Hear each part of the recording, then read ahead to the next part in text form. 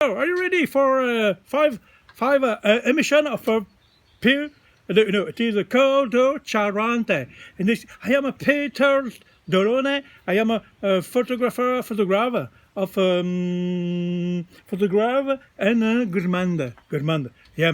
The best likes it is a Ray-Ban. It is for me. I am a Donald. It is a camera. It is a new camera for American camera to present you and a good mate of French. Hey, good. It is a camera of two world. It is a very special camera. It is a K20. K20. It is a aircraft camera, American aircraft.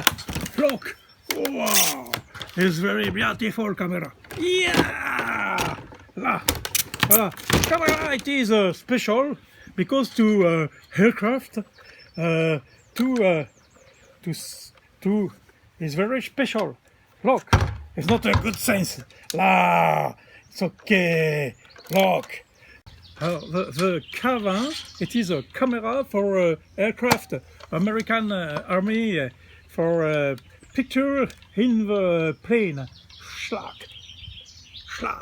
It's incredible camera, because it is the speed, to régler the vitesse, 5 centièmes de seconde, jusqu'à, il peut descendre, voyez, il y a il n'y a que 3 vitesses, 500, 250 et 125. Et après, ici, on va pouvoir régler votre diaphragme. It's incredible. 4.5, it is a camera American, and the format is special. It's possible, look, to open the gate. Hopla. It's incredible camera. It's possible to the bobine is very big. Look, the bobine is incredible camera, and the film.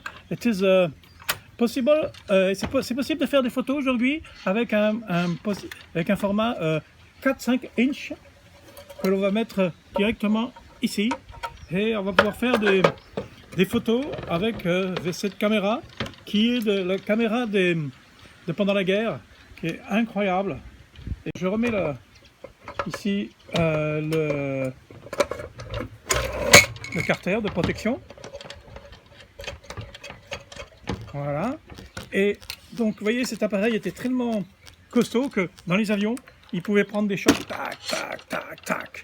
Voilà. Donc, on est sur quelque chose d'un petit peu rare. Un appareil vraiment, il pèse quand même 7 kg, donc c'est quand même pas léger, mais vraiment très particulier parce que c'est l'appareil des avions de l'armée américaine pendant la Seconde Guerre mondiale. Il s'appelle le K20 plutôt, et il était fabriqué à Rochester.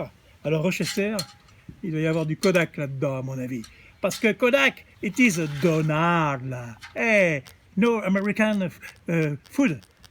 French food, very good.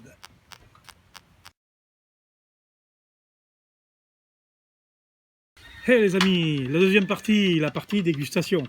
Alors aujourd'hui, nous allons goûter la tome ruffécoise. Alors la tome ruffécoise, c'est une tome de vache qui vient de la belle fermière à Ruffec, hein, un super, on appelle ça, commerce de producteurs locaux. Et donc c'est la maison Boisblé à Poursac à côté de Verteuil, là, pas très loin, où ils ont du lait qui est formidable, et donc ils font de la tome et bien d'autres choses aussi, hein. Donc je vais vous en couper un petit bout, vous allez voir, regardez-moi ça, c'est merveilleux. Hop là, très quelque chose de formidable. On va pouvoir le déguster avec un bon morceau de pain. C'est pareil, du pain que l'on peut trouver partout. Avec, hop, voilà. Prendre un petit peu de pain. Hop, vous voyez, je le coupe. Comme ça, je romps le pain. Je vais mettre un petit peu de tome dedans. Et là, On peut mettre du beurre aussi, parce que le beurre charentais, il va bien. Hein. Mais un peu de pain bien frais avec de la tome. Quel bonheur. Notre ami Donald, il a pas ça chez lui. Hein. C'est trop bon.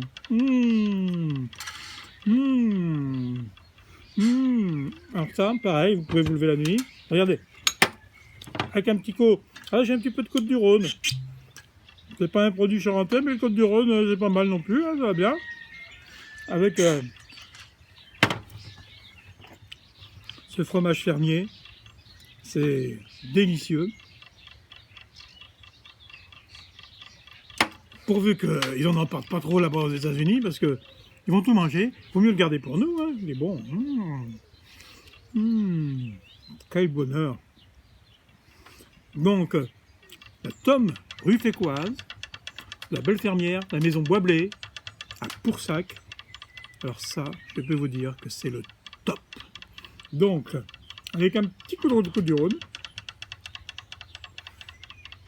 à midi, au petit déjeuner, et même la nuit, ça passe tout seul, et c'est vraiment, ça vous fait un bien. Votre santé, et à demain, si vous le voulez bien, pour une autre aventure du photographe gourmand.